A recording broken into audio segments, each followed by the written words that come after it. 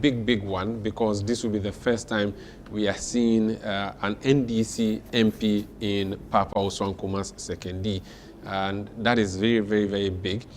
We are also seeing Mpoho flipping and becoming green. John Mahama winning that seat for the first time for the NDC. In fact, the late Professor John Evans Atamils won that in the runoff. Let me take you to the Upper East region. Isaac Kofiades, Navrongo Central. What is the picture there looking like? So I go to my screen and bring you Navrongo Central results. If I can have that now and then share that with you. Yes, so Navrongo Central presidential results. Dr. Mahmoud Bawumia of the New Patriotic Party polling 10,899 votes, representing 29% of the votes. John Dramani Mahama of the NDC polling 26,035 votes, 69.2%, almost 70% there. So you can call it 70-30, even though there are just a few insignificant percent different there. So Dr. Bawumia in Navrongo Central, 10,899 votes, representing 29%. John Dramani Mahama, 26,035 votes, representing 69.28%. That's the result we have from Navrongo Central in the Upper East region for presidential. We'll get the parliamentary results and we'll share that with you in a bit. I don't know what you make of it, Bernard. Navrongo Central. It is the Bawumia's 29% is the lowest MPP has had since record started. 96, Kufuor at 36%, 2043, 2004, 42. The lowest was 2012, 37.03 after the 96 one. It's also the highest Mahama has had in that constituency. In fact, even Rawlings in 96 had 49% because there was 7% for PNC, 13% for Liman, or the PNC candidate in 2000. NDC has never crossed 60% in Navrongo Central. So what you're showing us is, so, and based on the analysis we do, we always tell you NDC is gaining everywhere, MPP is reducing everywhere. So the 47% that Mahama got and the 51% Akufo-Addo got, if this trend should continue, he is probably going to overturn the 500,000 deficit and create a bigger than $1 million deficit based on what we call the delta analysis. This 69, if you can, let me see the percent again. Yeah, 69.28%. The highest he's ever gotten, anybody's ever gotten in Navrongo Central was 57.71 in 2012. And then 58 in 2020. And this is 69. This is 69. Navrongo Central has been very competitive. Almost 70%. It wasn't even close. And so you're saying that, Bernard, Navrongo Central has generally been NDC. Oh, yes. But not, the victory margin has never been this high. MPP has won it only twice, 2000 and 2004. Okay. But MDC has won it all, but they've never won it above 60%. Nobody's ever won above 60%. So this is unprecedented. Interesting. Is that Joseph Ades? Yes. Okay. Yes. Joseph Ades. So this is, and again, in the polling station analysis we did, a lot of the northern polling stations were showing such trends, apart from the northeast. But a lot of them would have a higher for NDC than 2020 and a lower for MPP than 2020. So you're seeing that the delta is growing bigger in most places. So the presidential margin will be very big. And I think Wayongo also won that. Yes. So Makoyongo and yes. So this is massive in terms of size, and that's a 16,000 gap. That's a 16,000 gap in a region that's not supposed to be that big. 16,000 gap. So in the parliamentary elections of 2020, Upper East has been green except one constituency, Binduri. But this is just presidential we are looking at now. And so this win is big, or as Donald Trump calls it, bigly. And for it to be happening in a constituency that is always green, in a region that is always green, but this green is like extra green that John Mahama has done for this particular constituency. So if you're just looking at it, the Navrongo Central results coming through from the Upper East region 10,899 for Dr. Mahmoud Bawumia, which is representing. Let me make a quick correction, Sanda. And so yes. in 2020, Mahama had 61. 61. And Akufo-Addo had 36. Okay. So Mahama has increased from 61 to 69. So and Bawumia has reduced from 36 for Akufo-Addo to 29. So, okay, but still, so it's still a comfortable margin. Oh yeah, so a 10,000 gap to a 16,000 gap. So 10,899 for Dr. Bawumia, to 20,035 for John Mahama, 69% there. We'll wait for the next result that will be coming through, and I'll be sharing that with you here on our dashboard, bringing you the results as they trickle in. All right, thank you very much, Umar Sandama. Do great stuff coming in there. Some going to be a troubling morning for some of the persons who took part in the elections based on some of the results we are seeing. Well, I think the results have not come in at the speed I wanted them to come, but I wish I were a fly in the wall of the MPP of campaign office right now. Dr. Mahmoud Bawumia's campaign team, the MPP national headquarters, and so they'll be asking themselves questions. Although someone might also say, if they've done their polling work well, they would have expected it. By that I don't mean the polls that we saw in the public, but very likely they would have contracted internal polls very different from what we had seen. But what worries me for MPP is they seem shell-shocked, which is never a good sign. It means you took them by surprise. Yeah, which means that it's a double issue. Not only are you then somebody losing, didn't do their work well. not only are you losing, but you actually don't know that you were that unpopular. Yes. So it's a double problem. It's a double problem. No, I think they saw it.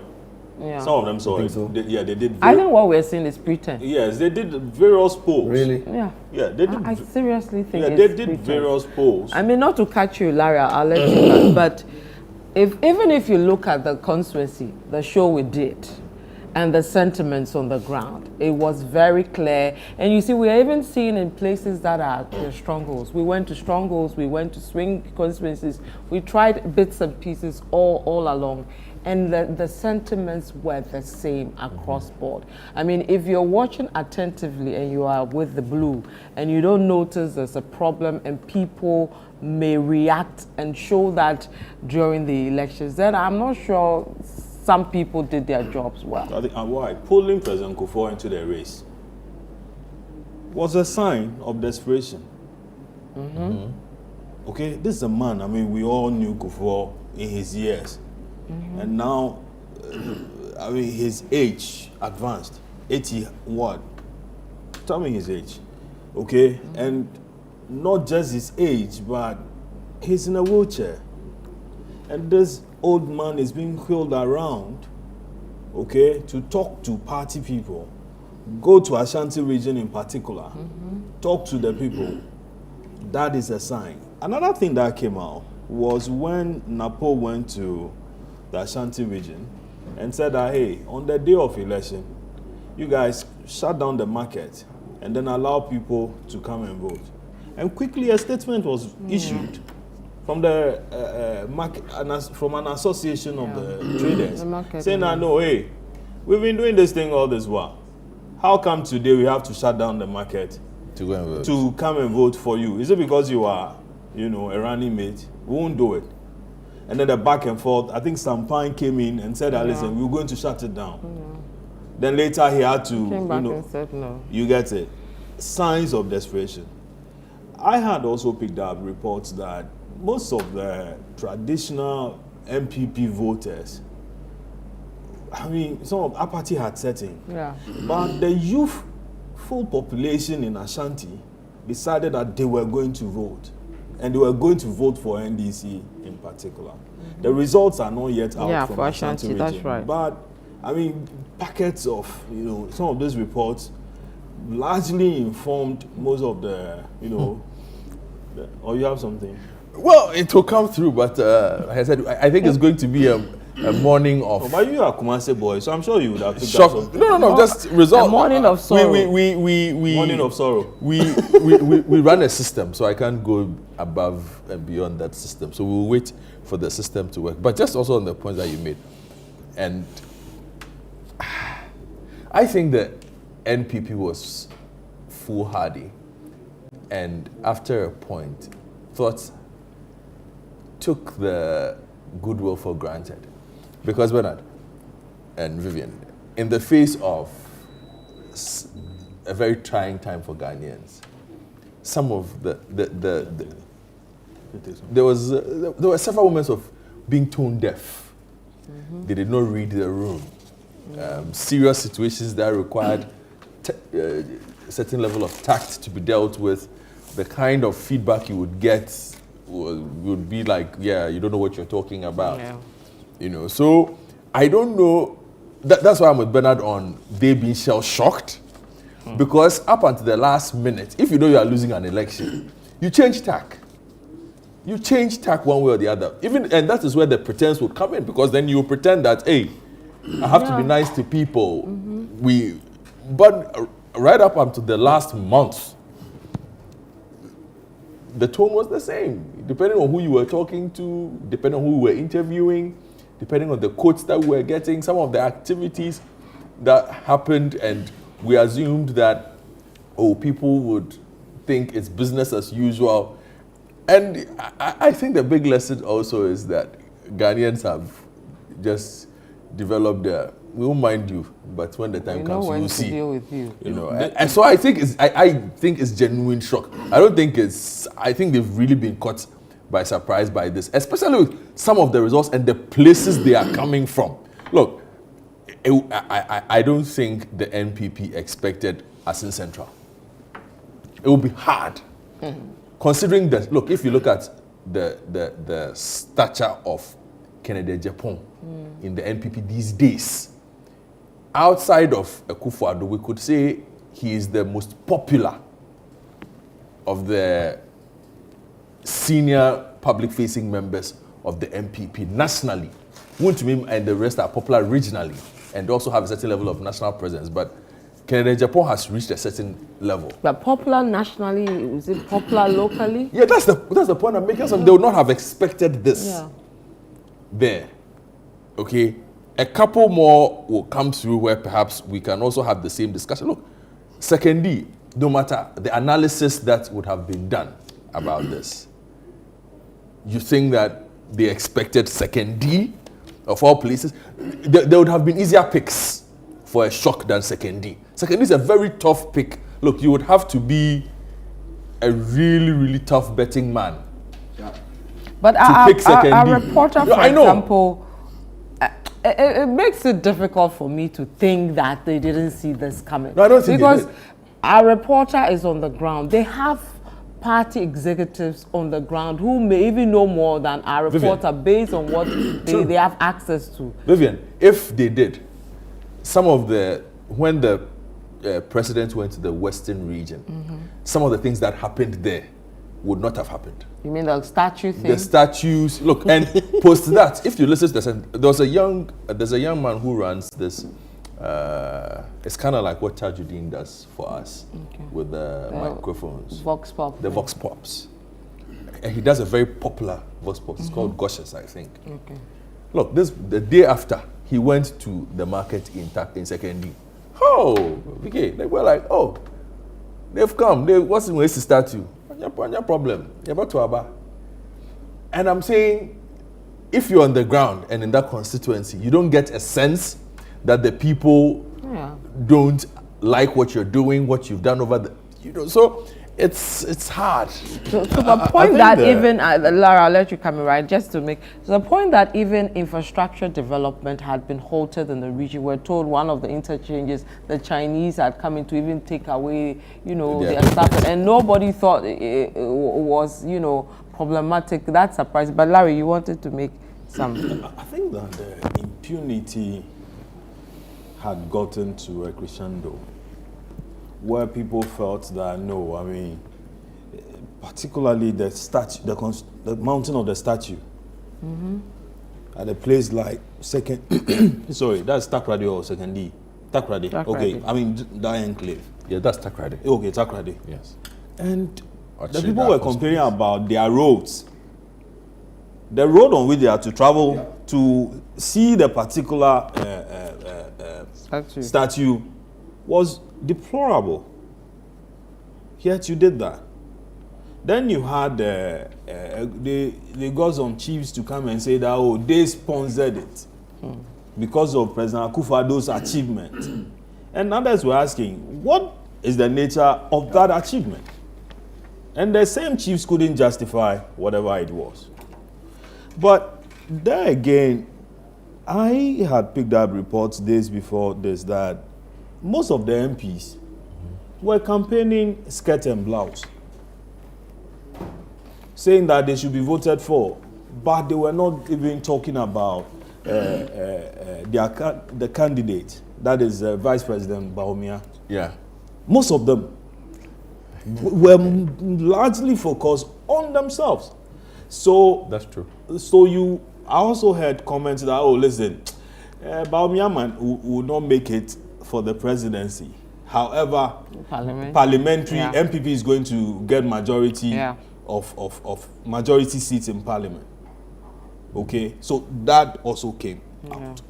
And they will tell you that it's because they ran a couple of polls here and there and so on and so forth. But I mean, the results that is coming out from, you know, this election, it's but to think that the president campaigned so much, he was all over the place, isn't this a reflection of the way he is liked? Yeah, it's as much a I didn't use this like for a reason. A pull on him as it is on a verdict on Bawumia. So with other results, on the president. Yes, that's what I'm saying. Yeah. It's as much a verdict of him as it is on Bawumia. Because I recall, you remember Al Gore and then Bill Clinton, where Clinton, Al Gore was like, listen, Clinton, just stay somewhere. Let me do my own thing. Come in. Don't come and use. Don't come and tarnish me. People thought that, okay, Al Gore was defeated because of, I mean, that kind of decision that Bill Clinton, who was quite popular at the time, should stay away. But he also had his reason. And people also thought that, okay, but for whatever happened in, Florida, Al Gore would have become president. But what did Bawumia have to build on? Nothing. Explains why he was saying, give me the steering and movie, because he had nothing to build on. No, but he was building on free SHS. The government. He says he was building on free SHS, which had come with a lot digitalization, and many other things, and so on. That the Greater Accra Regional Chairman of the MPP told me that he was targeting 25 seats. This was my last week, my last but one point of view show. I won't be surprised if he even gets more than that in Parliament. Yeah. Because it looks to me as though all the close seats, I think all three Tema will go to NDC. Yeah. If Okankwe South goes to NDC and Okankwe North goes, only Okankwe Central left. Ablekuma West is under threat based on my model. Ablekuma South is already with. If Ablekuma North is probably the one the MPP may keep. Ayawaso West to Ogon, it looks green.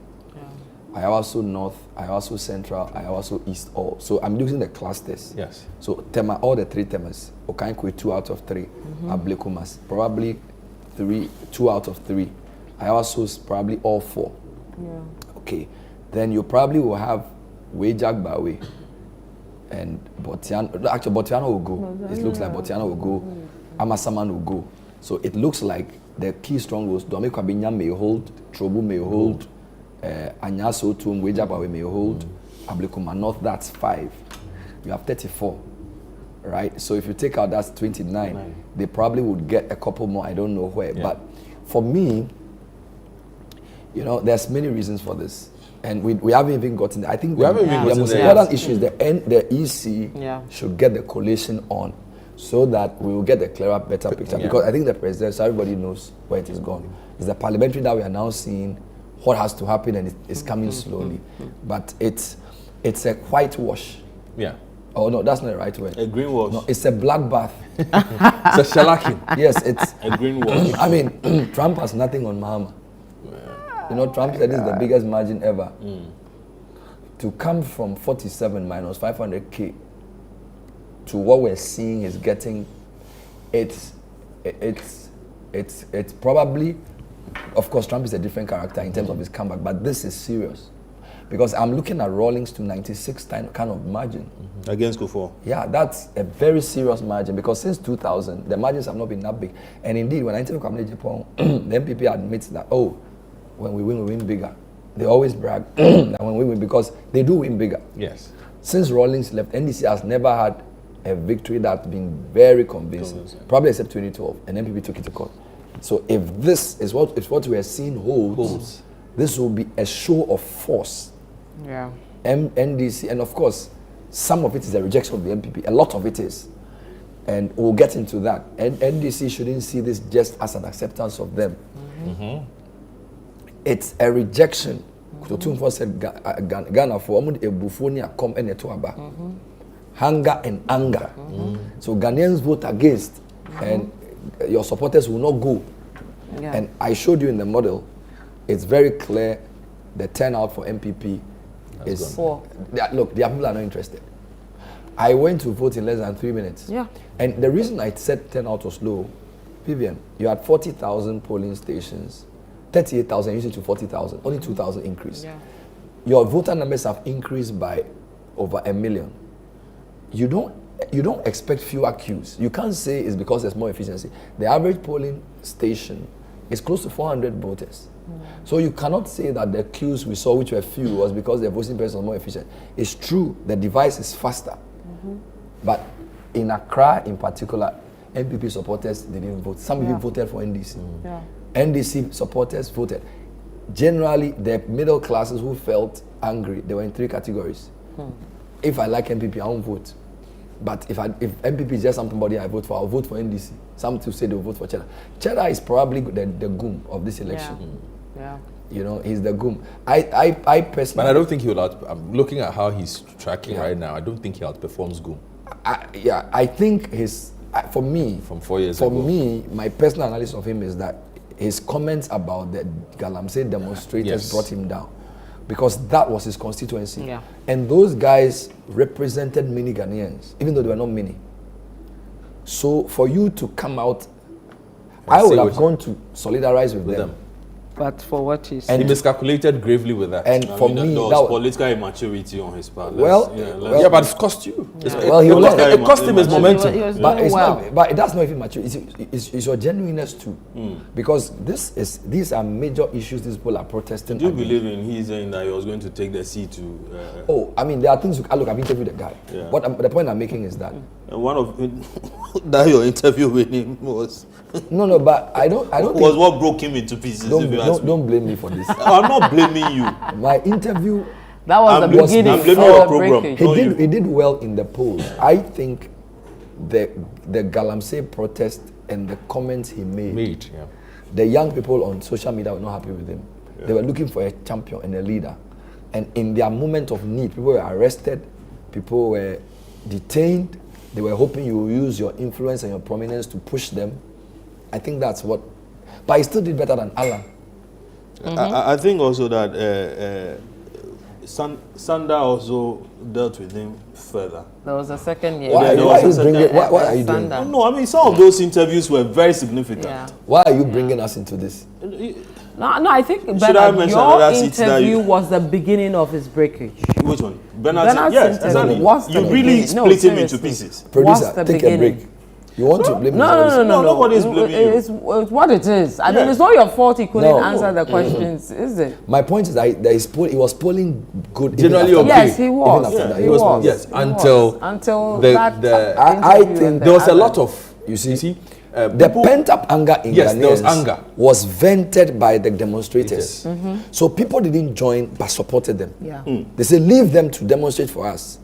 Once you touch them, you are touching us. And to use your prominence to talk about them in that manner, you lost us. That's what they said. And you can see. And he did not recover. He never did. He never did. It's a moment that I'm sure he's people. And don't forget, Mahama asked that they be released. You remember when they arrested him 48 hours? He issued a statement and said, this is not. And he was interviewed and asked about whether they would detain these guys. Says, I mean, he'll file a non-lead prosecution in the BBC interview. So a lot of these little things come to play, all right?